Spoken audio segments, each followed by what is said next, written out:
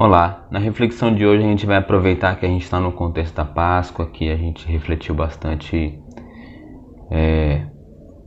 na vida de Jesus, no sofrimento, na morte, na ressurreição, em tudo que isso implica, e a gente vai ler uma sequência, né? Quando Jesus ressuscita, ele se apresenta aos discípulos, lá em João 20, a gente vai ler do 19, começar a ler do 19, João capítulo 20.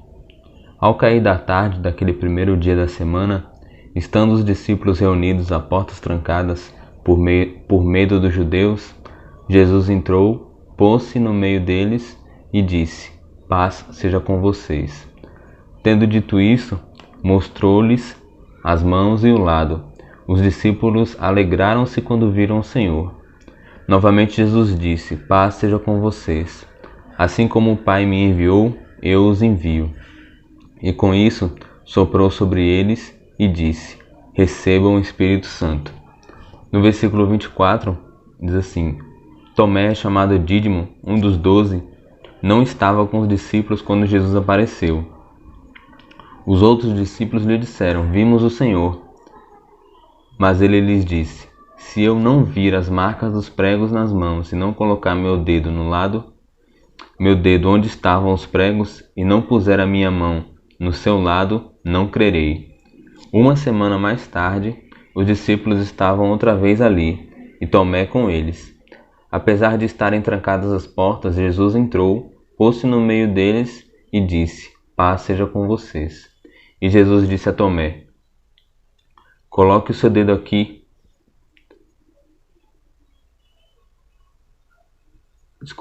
Coloque o seu dedo aqui. Veja as minhas mãos. Estenda a mão e coloque-a no meu lado.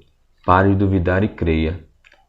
Disse-lhe Tomé: Senhor meu e Deus meu.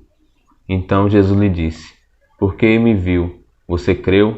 Felizes os que viram e não creram. Então os discípulos eles estavam reunidos de portas trancadas, com medo de serem crucificados, assim como foi Jesus, de serem perseguidos. Isso logo no domingo, depois que ele ressuscitou e veio Maria, as mulheres dizendo que viram, os discípulos que estavam no caminho de Emaús. Então foi a primeira vez que ele apareceu para os 12, né? Segundo o relato de João. E eles estavam ali em portas trancadas e Jesus apareceu como um fantasma, vamos dizer assim, no meio deles e disse: Paz seja com vocês, né? Provavelmente Jesus já percebia no coração deles o medo, né? Essas portas trancadas, o entardecer, eles ali apreensivos, receosos: o que vai acontecer agora, como é que vai ser? Todo mundo confuso, porque na sexta ele tinha morrido e no domingo toda aquela confusão. Jesus ressuscitou, uns acreditando, outros não. E Jesus vem trazendo essa paz. Paz seja com vocês, a paz que só Ele pode dar, né? A paz que Ele venceu a morte, a paz que nada nesse mundo pode nos separar de Deus, a paz que seremos ressuscitados pelo mesmo poder que ressuscitou Jesus. Então, Jesus vem trazer essa paz, diferente da paz do mundo, que é condicionada a tudo tá bem, a tudo tá ok, você tem o alimento, a segurança, a saúde, então tá tudo bem. Se você não tem isso, você não tem paz. Só que Jesus veio trazer um nível maior de paz, uma paz inabalável, que mesmo sem saúde, sem alimento, sem qualquer coisa, temos paz em Deus por meio de Jesus, por meio do perdão, da graça, do Evangelho, da salvação, da esperança, do Espírito Santo.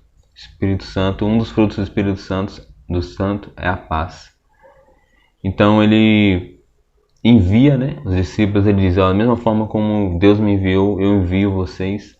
Então Jesus ali passa o bastão, ele passa a missão que ele começou de compartilhar o Evangelho, de compartilhar a mensagem do arrependimento dos pecados, do batismo, da transformação de vida, de crer nele, de ser salvo, de ser transformado, do reino de Deus. Então Deus nos dá essa honra de participarmos hoje do plano dele, né? Da mesma forma que pessoas chegaram até nós e compartilharam conosco o Evangelho, da mesma forma também somos missionários de levar o Evangelho, seja na nossa casa, no nosso bairro, na nossa rua, no nosso trabalho, nos nossos estudos, na nossa escola, cada lugar que a gente vai, cada lugar que a gente entra, estamos ali em missão. E quanto que nós somos agraciados por essa honra, né? E a gente nunca esquecer disso, né? Às vezes eu esqueço que tenho essa mensagem, essa missão, que as pessoas estão perecendo, que as pessoas precisam do amor de Deus. Então, Jesus sopra sobre eles o Espírito Santo que os capacitaria, que os fortaleceria, que transformaria eles e ajudaria nessa missão. E esse mesmo Espírito Santo é o que temos hoje. Só que em toda essa reunião, tudo isso que aconteceu, Tomé não estava.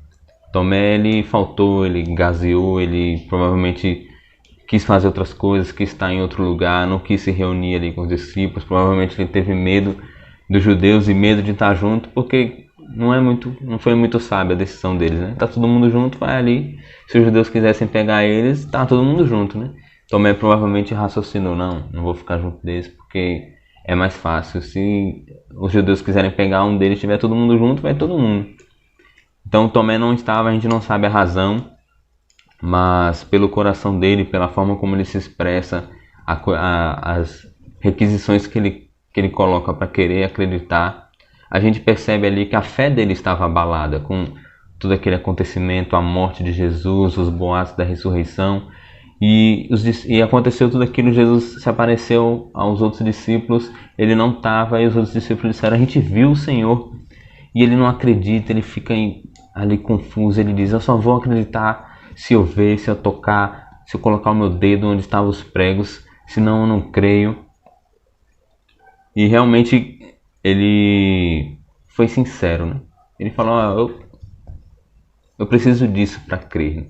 Ele foi ali, foi sincero, admitiu, confessou a sua incredulidade ali para todo mundo e perseverou nas reuniões, né? E lá, na outra semana, Jesus apareceu, ele estava lá reunido, realmente ele se arrependeu de não estar reunido e se reuniu de novo com os irmãos. A gente vê aí uma analogia da importância da gente estar reunido, da importância da gente estar junto, como igreja, como irmãos, seja em grupo pequeno, seja em grupo grande, mas ver que a gente pode perder coisas muito grandes de Deus quando a gente deixa de se reunir. E uma semana depois, Jesus aparece novamente, vai falar com Tomé, mostra ali a mão, as marcas, coloca o seu dedo. E Jesus fala para ele, pare de duvidar e creia. Então isso mostra novamente os opostos, né? A fé e a dúvida, acreditar ou duvidar. Provavelmente Tomé raciocinava, não, Jesus foi crucificado, é impossível ele estar vivo, é impossível ele ter ressuscitado. Nunca aconteceu isso, uma pessoa que foi crucificada ter ressuscitado. Realmente, racionalmente a gente pode pensar isso e falar, não, Jesus não, é impossível isso ter acontecido. E realmente, é impossível. Mas o poder de Deus é isso. Deus é o Deus do impossível. Ele não teve fé, ele raciocinou, ele pensou com a cabeça dele racional, falou, não, crucificado, morto, não tem outra possibilidade. Era a forma mais cruel de morte da época e uma das mais cruéis de toda a história da humanidade. Como é que Jesus pode ter sido crucificado e estar vivo? E essas dúvidas paravam na cabeça dele, e ele ouvia as pessoas, imagina ele ouvindo as pessoas, eu vi o Senhor, ele apareceu para mim assim, ele apareceu para mim no caminho, ele falou isso, ele falou aquilo, ele mostrou, ele esteve aqui com a gente. E Jesus fala, pare com isso, pare de duvidar, pare de raciocinar tanto, de racionalizar tanto, de tentar entender ali de forma da física, de forma dos fatos que já aconteceram. E creia no poder de Deus, creia no agir de Deus, na transformação, que não há limite. Se Deus quiser ressuscitar um morto, ele faz. Se Deus criar outro universo, fazer o que ele quiser, ele faz. Deus se reserva o direito de fazer o que ele quiser, a hora que ele quiser, porque ele é Deus. Ele criou o universo. Não há limites. As leis da natureza, que geralmente sempre acontecem, como a lei da gravidade, essas coisas, é uma lei, mas Deus pode quebrar ela a hora que ele quiser. Quando ele quiser andar sobre as águas, quando ele quiser fazer o que ele quiser, ele faz. Não tem ninguém que vai dizer, não, Deus não pode fazer isso porque nunca aconteceu e a lei não permite. Não, Deus não é assim. Então, da mesma forma, Deus nos chama a realmente a parar de duvidar, né? Parar de ficar racionalizando as coisas e ter fé na nossa vida, nas nossas dificuldades, nos nossos problemas. A gente está aí nessa pandemia há 1 ano já de toda essa situação, já ficou normal lavar as mãos, usar máscara, usar álcool em gel, manter o distanciamento, não poder visitar as pessoas, evitar de fazer isso, evitar de fazer aquilo.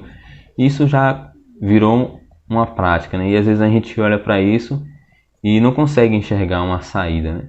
Mas a gente tem que crer em Deus, que Deus está vendo, que Deus olha por nós, Deus tem nos protegido todo esse ano. E essa situação vai passar, a gente vai voltar à nossa vida e com o cuidado de Deus em cada coisa. E não só nisso, né? Em todas as coisas da nossa vida a gente sempre tem problemas, sempre tem situações, sempre tem algo que a gente está orando, que a gente está pedindo ajuda. Mas a gente confiar, né? Porque ele diz no final, feliz os que não viram e creram. Porque a gente realmente não viu a Jesus, realmente a gente não viu ele na cruz, ele ressuscitando, a gente não viu ele andando sobre as águas, a gente não viu ele transformando, multiplicando os pães, a gente não viu ele secando a figueira, a gente não viu muitas coisas, mas a gente crê, a gente tem fé, e essa é realmente a fé verdadeira. Crer sem ver, crer naquilo que a gente não consegue ver, mas acreditar. Jesus veio à Terra, Jesus fez isso, fez aquilo, e hoje ele está ao lado direito de Deus, intercedendo por nós. E toda a humanidade, toda a geração de cristãos dessa época dos apóstolos até hoje, vem seguindo a mesma fé. E essa afirmação de João, feliz, é a única bem-aventurança do Evangelho de João, que é ter essa fé, que acredita realmente no Evangelho de Jesus, que acredita realmente, realmente veste a camisa do Evangelho, né? Que não finge, porque às vezes a gente pode estar nisso, né? Tá dentro da igreja, mas está fingindo que crê, fingindo que acredita, fingindo que está orando, fingindo que está lendo, fingindo que está assistindo a pregação no YouTube ou no WhatsApp, seja lá o que for, mas será que o nosso coração está realmente focado na fé ou está mais preocupado com a situação financeira, como é que vai ser, de cuidar da saúde? Essas coisas são importantes, mas o mais importante é a nossa fé. É isso que vale a nossa eternidade, é isso que vamos levar para a eternidade. Nosso relacionamento com Deus, nosso relacionamento com os irmãos. E o objetivo dessa aula mesmo é animar para que a nossa fé seja firme no Senhor, no Evangelho, na mensagem, que a gente tenha essa paz que vem de Jesus, que não vem das coisas, não vem das situações, mas vem porque fomos perdoados, vem porque Jesus ressuscitou e vem porque seremos ressuscitados com Ele para uma vida eterna. Obrigado e fiquem com Deus.